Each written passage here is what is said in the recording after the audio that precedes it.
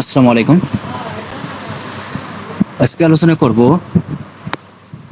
বাংলাদেশের বহুজাতিক কোম্পানির শোষণ কৌশলসমূহ। প্রথমে দেখো ভূমিকা। এই প্রশ্নটা কিন্তু এবার 100% আসার মতো। এটা খুবই ইম্পর্টেন্ট প্রশ্ন এবং পরবর্তীতে সাজেশন ভিত্তিক ক্লাসগুলো নেব। সেই ভিডিওগুলো পেতে অবশ্যই চ্যানেলটি সাবস্ক্রাইব করে বেল আইকন অন করে রাখবে। এখানে দেখো, বিশ্বায়নের যুগে সাম্রাজ্যবাদী শক্তির অবক্ষয়ের পর বিশ্বায়নের যুগে অর্থাৎ বর্তমান কিন্তু বিশ্বের ক্রমাগত কি হচ্ছে, উন্নতি হচ্ছে এবং বিশ্বটা কি হচ্ছে, সংকুচিত একটা গ্রামের মতো গ্লোবাল ভিলেজে কিন্তু রূপান্তরিত হচ্ছে এবং সাম্রাজ্যবাদী শক্তির অবক্ষয় হচ্ছে। অবক্ষয়ের পরে এটা কিন্তু বিশ্বায়ন হয়েছে, কারণ সাম্রাজ্যবাদী কিন্তু আগে আমরা জানি যে ঔপনিবেশিক শাসকরা কিন্তু আমাদের ভারতীয় উপমহাদেশ কিন্তু কি করেছে, আমাদের শাসন করেছে। কিন্তু এটা চলে গেলেও কিন্তু এরা কিন্তু বিভিন্ন বহুজাতিক কোম্পানির মাধ্যমে আমাদের দেশটা কিন্তু শাসন করে যাচ্ছে, কিন্তু সেটা কিন্তু প্রত্যক্ষভাবে না, সেটা কিন্তু আমরা বুঝতে পারছি না, কিন্তু আমাদের অর্থনৈতিক রাজনৈতিক দিক থেকে আমাদের কিন্তু নিয়ন্ত্রণ করতেছে। অর্থনৈতিকভাবে বহুজাতিক কোম্পানি বা সংস্থার আধিপত্য প্রতিষ্ঠা করছে, অর্থাৎ তারা আমাদের নিজেদের দেশীয় পণ্যগুলো কিন্তু একঘরে করে রেখে কিন্তু তাদের পণ্যগুলো আমাদের দেশে কি করতেছে, সেগুলো বিক্রি করে কিন্তু তারা আধিপত্য বিস্তার করতেছে এবং পরবর্তীতে তারা রাজনৈতিক হস্তক্ষেপও করতেছে। মূলত তৃতীয় বিশ্ব তথা অনুন্নত দেশের উপর এই সকল সংস্থার একচ্ছত্র প্রভাব পরিলক্ষিত হয়। অনুন্নত বিশ্ব, যারা অনুন্নত দেশ বা তৃতীয় বিশ্বে যে সমস্ত উন্নয়নশীল বাংলাদেশের মতো যেগুলো দেশ আছে, এদের উপর এরা যেমন অর্থনৈতিক থেকে উন্নত বিশ্বের মতো শক্তিশালী না, বড় বড় প্রকল্পগুলো সম্ভব না এই অনুন্নত এবং উন্নয়নশীল দেশের জন্য। সেক্ষেত্রে এরা বিভিন্ন প্রকল্প গ্রহণ করে সেটাগুলো কিন্তু সেই দেশে বাস্তবায়ন করে প্রচুর অর্থ সেখান থেকে তারা কিন্তু নিয়ে যেয়ে সেই দেশকে দেউলিয়া করে ফেলতেছে। যেমন আমরা উদাহরণস্বরূপ বলতে পারি, যেমন শ্রীলঙ্কা। যেমন কোম্পানির মালিকানা এবং শেয়ার হোল্ডার বিভিন্ন দেশের ব্যক্তি ও প্রতিষ্ঠানের হাতে নিয়োজিত, সেগুলো বহুজাতিক সংস্থা নামে পরিচিত। কিছু কোম্পানি আছে, তাদের হচ্ছে কিছু শেয়ার হোল্ডার কি করে, বিভিন্ন দেশে কি করে, বিভিন্ন ব্যক্তি বা বিভিন্ন প্রতিষ্ঠান যারা নতুন উদ্যোক্তা হয়েছে তাদের উপর কি করে, সেই শেয়ার হোল্ডার বিক্রি করে, শেয়ার হোল্ডার তাদের কাছে দিয়ে সেই দেশে কি করে, সেই পণ্যটা কিন্তু বাজার করে। বর্তমানে এটা অর্থনৈতিক নিয়ন্ত্রণের সাথে রাজনৈতিক ক্ষমতাও নিয়ন্ত্রণ করছে। সেগুলো এগুলো পয়েন্ট আকারে এখানে বিস্তারিত আলোচনা করবো। দেখো, প্রথমে আছে উন্নত রাষ্ট্র কর্তৃক শোষণ। এই বহুজাতিক কোম্পানিগুলো উন্নত রাষ্ট্র কিন্তু পরিচালনা করার ফলে এই অনুন্নত বিশ্বগুলো কিন্তু কি হচ্ছে, শোষণ হচ্ছে এই উন্নত বিশ্বের দ্বারা।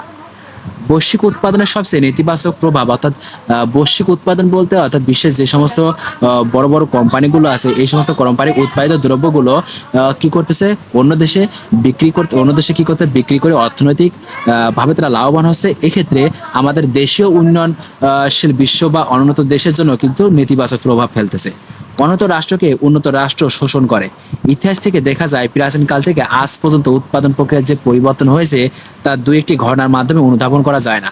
অর্থাৎ এখানে একটা উদাহরণস্বরূপ দেখে বলেছে, দেখো, অনেক ঘটনার মধ্যে হতে হস্তচালিত উৎপাদন প্রক্রিয়ার পরিবর্তে যন্ত্রচালিত উৎপাদন প্রক্রিয়ার মধ্যে দিয়ে আর স্বয়ংক্রিয় মেশিন চালানোর মাধ্যমে উৎপাদন প্রক্রিয়া সম্পন্ন হচ্ছে। যেমন আমরা উদাহরণস্বরূপ বলতে পারি, যেমন তাঁত শিল্প কিন্তু আগে কিন্তু হস্তচালিত ছিল, এখন কিন্তু বিভিন্ন আধুনিক যন্ত্রপাতি কিন্তু বিদেশিরা উৎপাদন করে কিন্তু আমাদের দেশে সেই মেশিনগুলো কিন্তু বিক্রি করতেছে। এই উৎপাদন প্রক্রিয়ায় লম্বা ইতিহাস আছে। এর দীর্ঘ পথ পরিক্রমার মানুষকে নিপীড়ন, নির্যাতন ও লাঞ্ছনার শিকার হতে হয়। যেমন এখানে উদাহরণস্বরূপ দেখো, যেমন দাস প্রথা বা দাস সমাজ ব্যবস্থা। আগে কিন্তু কি করতো, বিভিন্ন মালিক শ্রেণীরা কি করতো, দাস ক্রয় করতো, তাদেরকে কিন্তু তাদের উপর কাজ চাপিয়ে দিয়ে তাদের স্বার্থ উদ্ধার করত। উৎপাদন প্রক্রিয়া হতো দাস মালিকদের ভোগের জন্য, অর্থাৎ এই দাসরা কি করতো, তারা যে উৎপাদন করতো সেই উৎপন্নটা কাদের জন্য ছিল, দাস মালিকদের। অর্থাৎ দাসরা তাদের কি ছিল, দাস মালিকরা তাদের হচ্ছে প্রভু ছিল দাসদের।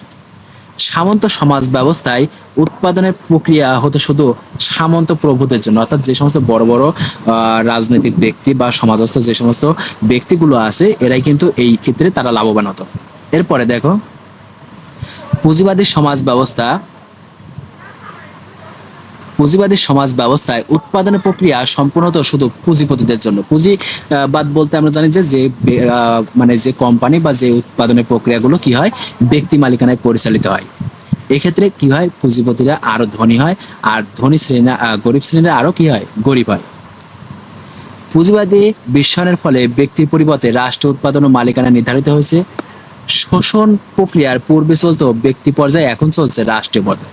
আগে যে সামন্ত ব্যবস্থা, দাস প্রথা, এই ক্ষেত্রে কিন্তু ব্যক্তিরা কি করতো, ব্যক্তিরা হচ্ছে শোষণ হতো, কিন্তু এখন বর্তমানে কিন্তু কি হচ্ছে, এখন হচ্ছে রাষ্ট্র কিন্তু শোষণ হচ্ছে, সেই ব্যক্তির জায়গায় এখন রাষ্ট্র শোষণ হচ্ছে। বৈশ্বিক উৎপাদনের পরিপ্রেক্ষিতে একে বিশ্লেষণ করলে দেখা যায় পুঁজিবাদী উন্নত অনুন্নত অর্থাৎ পুঁজিবাদী উন্নত রাষ্ট্র অনুন্নত উন্নয়নশীল রাষ্ট্রকে শোষণ করছে। এই প্রক্রিয়ায় উৎপাদন প্রক্রিয়া সম্পূর্ণ হয় শুধু পুঁজিবাদী উন্নত রাষ্ট্রের জন্য। এই অনুন্নত রাষ্ট্রগুলো যে উন্নত বিশ্বের যে শেয়ার হোল্ডাররা আছে কি করতেছে, নিজের দেশে যে সমস্ত উদ্যোক্তারা আছে এরা কি করতেছে, পরিচালনা করে এই অর্থর দিক থেকে তারাই কিন্তু সেই পুঁজিপতি রাষ্ট্র, উন্নত রাষ্ট্রগুলো কিন্তু বেশি লাভবান হচ্ছে। শিল্প বিকাশ রোধ, অর্থাৎ দেশীয়ভাবে কোনো শিল্প বা শিল্প যে তারা গড়ে তুলবে সেটা কিন্তু এই বহুজাতিক কোম্পানির জন্য কিন্তু হয় না। বৈশ্বিক উৎপাদন অনুন্নত দেশে শিল্প বিকাশকে ব্যাহত করে। বর্তমান বিশ্বায়নে সকল দেশের অর্থনীতিকে উন্মুক্ত করার কথা বলে, কারণ বর্তমান বিশ্ব হচ্ছে আধুনিকতার ছোঁয়া কিন্তু এখন অর্থনীতি কিন্তু উন্মুক্ত বাজার ব্যবস্থা হয়ে গেছে। যেমন আমরা যদি উদাহরণ হিসেবে বলি দারাজ, এই দারাজের মাধ্যমে যদি খালি শুধু যে বাংলাদেশের পণ্য বিক্রি হয় তা না, এক্ষেত্রে কিন্তু বিভিন্ন দেশের পণ্যগুলো কিন্তু এই দারাজের মাধ্যমে বিক্রি হচ্ছে, অর্থাৎ উন্মুক্ত বাণিজ্য, এখানে কোনো বাধা নিষেধ থাকে না। এর ফলে আন্তর্জাতিক পুঁজি বাধাহীনভাবে উন্নয়নশীল বিশ্বে প্রবেশাধিকার পাচ্ছে, অর্থাৎ কোনো বাধা নিষেধ পাচ্ছে না।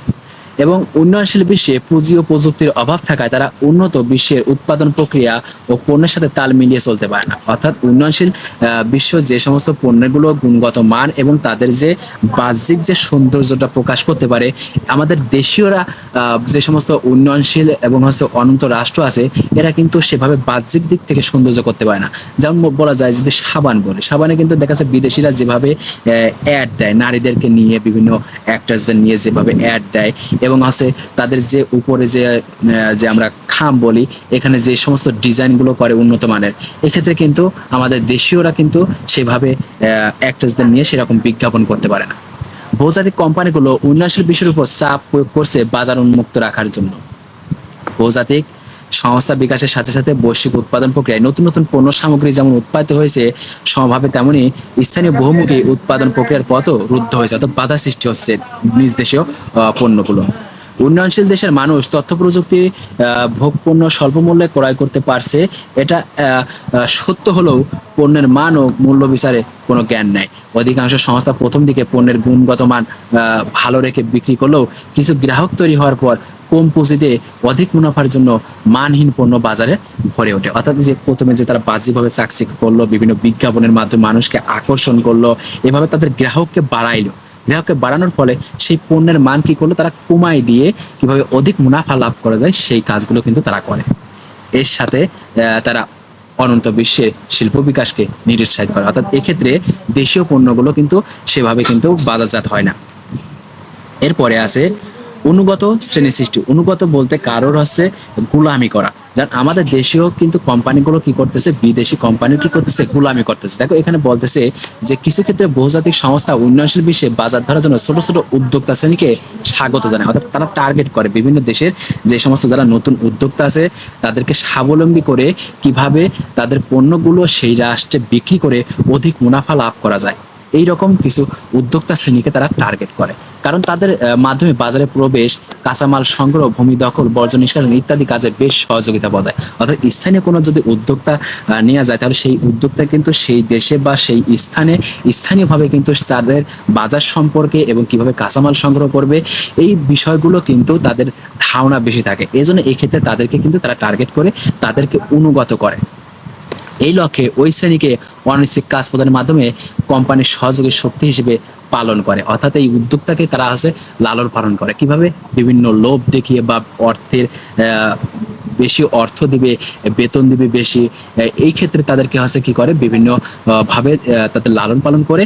এবং অনৈচ্ছিক কাজ বলতে যে কাজটা করা উচিত না বা হচ্ছে সে করতে ইচ্ছুক না সেরকম কাজও কিন্তু সে বাধ্য হয়ে করতে থাকে নিজের পারিবারিক নিজের স্বাচ্ছন্দ্য লাভের জন্য। কোম্পানির আশেপাশে এমন অসংখ্য উদ্যোক্তার সন্ধান মিলে যারা কোম্পানি ক্ষুদ্র একটি কাজের মধ্যে তাদের গোটা জীবন কাটিয়ে দেয়। তারা দেখে যে আমি এই কোম্পানির সাথে আছি, আমার বেতন ভাতা বেশি দিচ্ছে, আমি অনেক দিক থেকে সুবিধা ভোগ করতেছি, এক্ষেত্রে কিন্তু তাদের সাথেই কিন্তু সারা জীবন কাটিয়ে দেয়। এদেরকে বিভিন্ন নামে চেনা যায়, যেমন ঝুট ব্যবসায়ী, অর্থাৎ আমরা যে গার্মেন্টসে যে ঝুট জানি সেই ঝুট ব্যবসায়ী, আড়তদার, তারপর খুচরা বিক্রেতা, স্টক লট ক্রেতা ইত্যাদি। তারা বংশগত মর্যাদা, পারিবারিক ঐতিহ্য, ধর্মীয় মূল্যবোধ, সামাজিক দায়বদ্ধতা, সংহতি, সাম্প্রদায়িক সৌহার্দ্য বিসর্জন দিয়ে স্ব স্ব উন্নয়ন বিকল্প কিছু ভাবতে পারে না। অর্থাৎ তারা যে ওই সেই কোম্পানির সাথে আছে বা সেই বহুজাতিক কোম্পানির সাথে আছে, এক্ষেত্রে নিজের যে দেশীয় যে কিভাবে নিজের দেশীয় পণ্যকে কিভাবে সামনে দাঁড় করিয়ে দেশকে উন্নত করা যায়, কিংবা ধর্মীয় মূল্যবোধ দেখা আছে বিভিন্ন কোম্পানিগুলো আছে যারা বিভিন্ন দেখা আছে মদ বা আমাদের যেমন ইসলামী রাষ্ট্র, এখানে দেখা আছে বিভিন্নভাবে দেখা আছে কিছু পণ্য আছে যেগুলো সুপর কিছু সেই পণ্যের মধ্যে ব্যবহার করতেছে। এই ক্ষেত্রে কিন্তু আমরা ধর্মীয় মূল্যবোধকে বিসর্জন দিচ্ছি এবং পারিবারিক এবং আমাদের সামাজিক দায়বদ্ধতাকে বিসর্জন দিয়ে সেই কোম্পানির কথাই ভাবতেছি। মোট কথা তারা বহুজাতিক কোম্পানি আজ্ঞাবহে পরিণত হয়। 4 নাম্বার, স্থানীয় উদ্যোক্তা শ্রেণীর বিকাশ। এই যে স্থানীয় উদ্যোক্তা শ্রেণী যে অনুগত স্বীকার করলো, এরা কিভাবে বিকাশ করবে, অর্থাৎ এদের কিভাবে বিকাশ হবে, এরা কিভাবে উন্নত হবে? তারা তো অনুগত হয়ে গেছে, তারা কখনো উন্নত করতে পারবে না। বৈশ্বিক বা উৎপাদনে অত্যন্ত নেতিবাচক প্রভাব ফেলে স্থানীয় শিল্প বিকাশ ও উদ্যোগকে রোধ করা। এটা তৃতীয় বিশ্বের স্থানীয় শ্রেণী পেশাজীবীদের একমুখী পেশার মধ্যে সীমাবদ্ধ রাখার চেষ্টা চালায়, যাতে তারা বহুমুখী উদ্যোগী না হয়ে ওঠে। যদি উদ্যোগী হয়ে ওঠে, তাহলে তো তারা যে একচেটিয়া ব্যবসা করতে চাচ্ছে, তাহলে এই একচেটিয়া ব্যবসা হবে না, তাদের পণ্য অন্য দেশে বিক্রি হবে না। এই ক্ষেত্রে দেখা যাচ্ছে তারা অর্থনৈতিক থেকে ক্ষতিগ্রস্ত হবে। এই জন্যই এই সমস্ত উদ্যোক্তা যাতে বহুমুখী উদ্যোগী গ্রহণ না করতে পারে, এই জন্য তাদেরকে অনুগত শ্রেণীতে পরিণত করে। সেজন্য দেখা যায় কোম্পানি যার কাছে ঝুট বিক্রি করে, অর্থাৎ যে পোশাক শিল্পের যে সমস্ত ঝুট আছে এগুলো দেখা যাচ্ছে বিক্রি করে, এক্ষেত্রে স্টক লটের মাল বিক্রি করে না। এভাবে পেশাগত পরিবর্তনের মাধ্যমে একমুখী কাজের মধ্যে দিয়ে স্থানীয় উদ্যোক্তা শ্রেণীর বহুমুখী উদ্যোগী হওয়ার পথে বাধা সৃষ্টি হয়। এরপর দেখো এখানে কিছু বিষয় বলতে, কোম্পানির সাথে প্রতিযোগী হিসেবে কাউকে মেনে নিতে পারে না। অর্থাৎ সেই বহুজাতিক কোম্পানি কখনো চায় না যে আমার সম পরিমাণে এসে আমার সাথে কেউ প্রতিযোগিতা করে ব্যবসা করুক। তারা শ্রমবাজারকে নিয়ন্ত্রণ করে, শ্রমবাজার নিয়ন্ত্রণ এবং শোষণ করে।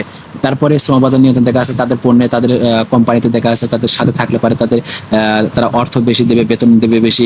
এক্ষেত্রে দেখা আছে সেই শ্রমবাজারকে তারা কিন্তু নিয়ন্ত্রণ করে। এবং যেটা এইখানকার পয়েন্টে ছিল যে স্থানীয় উদ্যোক্তা শ্রেণীর বিকাশ, তারপরে একচেটিয়া বাজার দখল। তোমরা জানো যে একচেটিয়া বাজার যেখানে একজন মাত্রই বিক্রেতা থাকে, অধিক ক্রেতা থাকে, এটা মূলত একচেটিয়া বাজার।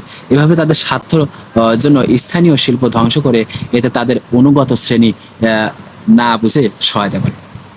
এরপরে সাংস্কৃতিক অবক্ষয়। বৈশ্বিক উৎপাদনের তৃতীয় বিশ্বের সাংস্কৃতিক অবক্ষয় নিয়ে আসে। তারা তাদের পণ্য সামগ্রী বাজার করার কৌশল অবলম্বন করে। এজন্য স্থানীয় পণ্য বাজার থেকে বিতরণ জন্য তারা বিভিন্ন কর্মসূচি গ্রহণ করে। অর্থাৎ তাদের সমপরিমাণে যদি কোনো পণ্য সামগ্রী বাজারে আসে গুণগত মান ভালো নিয়ে, সেক্ষেত্রে সেই ব্যবসায়িক প্রতিষ্ঠানকে কিভাবে নিচে নামানো যায় বা কিভাবে বাজার থেকে বিতরণ করা যায় বা তাড়িয়ে দেওয়া যায়, সেই কাজগুলো কিন্তু বিভিন্ন কর্মসূচি তারা গ্রহণ করে। এগুলো স্থানীয় সংস্কৃতির পথ রুদ্ধ করে ভিন দেশীয় সংস্কৃতিকে লালনে উদ্বুদ্ধ করে।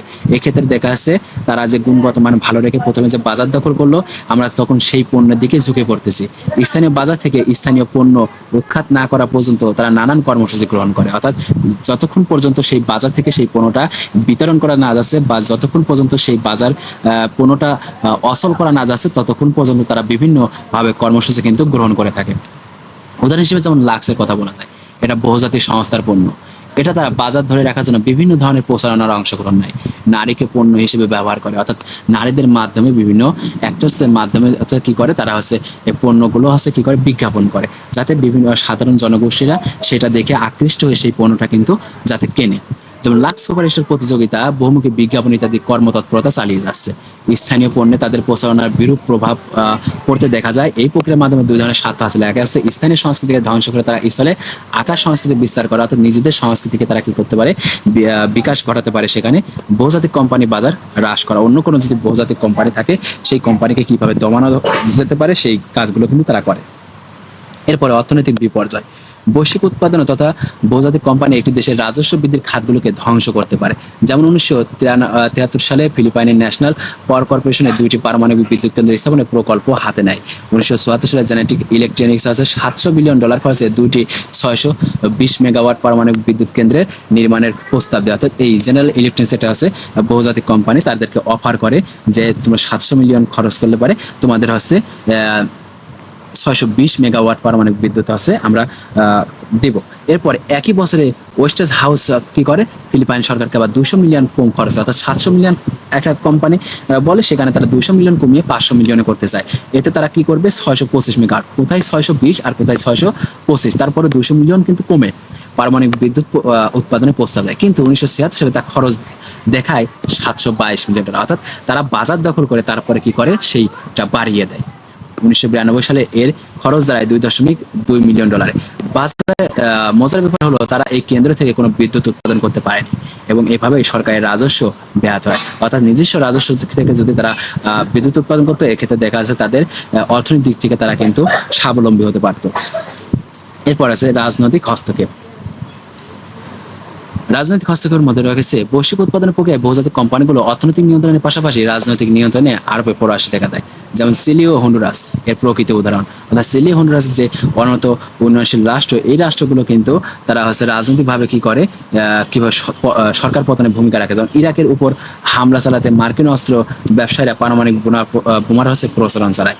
ইরাকের সাদ্দামের কথা জানো, যে ইরাকের সাদ্দামকে উৎখাত করে সমৃদ্ধ তেল সকল বহুজাতিক কোম্পানিগুলোকে কি করে ভাগাভাগি করে না। অর্থাৎ যে সমস্ত কোম্পানিগুলো ছিল মার্কিন অধীনে পুঁজিবাদী রাষ্ট্রগুলো ছিল, এদের সংস্পর্শে যে পুঁজিবাদী ব্যবসায়ী যে সমস্ত বহুজাতিক কোম্পানি ছিল, এরা কি করে সেই সমৃদ্ধ তেলগুলো কি করে ভাগ করে নেয়। তারা তাদের হীন অর্থনৈতিক স্বার্থ চরিতার্থ করার জন্য এই সকল অপকর্ম জড়িয়ে পড়ে। তারা কোনো দেশের বিবাদমান দুইটি গোষ্ঠীর মধ্যে সংঘাত বাঁধিয়ে তাদের স্বার্থ উদ্ধার করে। কিভাবে একটা দেশের সাথে আরেকটা দেশের যে হট্টগোল লাগিয়ে নিজের দেশীয় পণ্য কি করা যায় অন্য দেশে বিক্রি করা যায়, সেই ক্ষেত্রে তারা কিন্তু কাজ করে এখানে।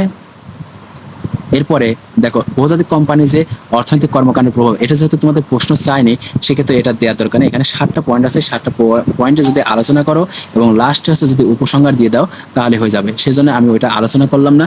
উপসংহার দেখো, উপযুক্ত আলোচনা পরীক্ষাতে বলা যায় বহুজাতিক সংস্থা বিশ্বের অর্থনীতিকে নিয়ন্ত্রণ করছে, এর পাশাপাশি তারা অবৈধভাবে বিভিন্ন দেশের রাজনৈতিক নিয়ন্ত্রণ করছে। যেটা বললাম, অর্থনৈতিক নিয়ন্ত্রণের পাশাপাশি তারা রাজনৈতিক নিয়ন্ত্রণ করছে। এদের সবচেয়ে বেশি ক্ষতিগ্রস্ত হচ্ছে তৃতীয় বিশ্বে তথা উন্নত দেশ, কারণ এই সকল দেশে তাদের অবৈধ হস্তক্ষেপের মাত্রা উন্নত বিশ্বের চেয়ে বেশি।